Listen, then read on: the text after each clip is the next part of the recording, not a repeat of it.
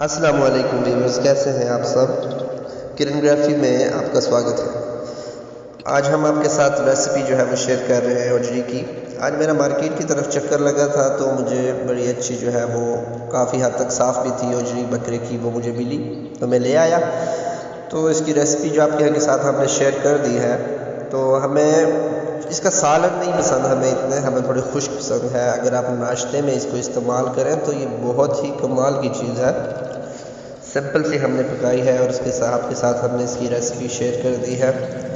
तो बाकी इसको सबसे मुश्किल काम जो है वो इसकी स्मेल है, उसको दूर करना।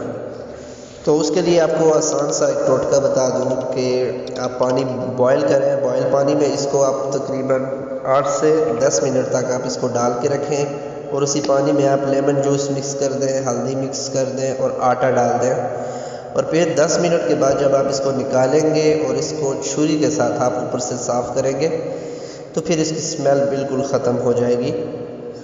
तो हमने इसी तरह साफ़ की है और अब इसके अंदर से बिल्कुल भी स्मेल नहीं आ रही और देखने में भी बहुत अच्छी लग रही है, बहुत अच्छी बनी है, सिंपल सी है। तो आप भी लाजमी घर पे इसको ट्राई करें। Thank you.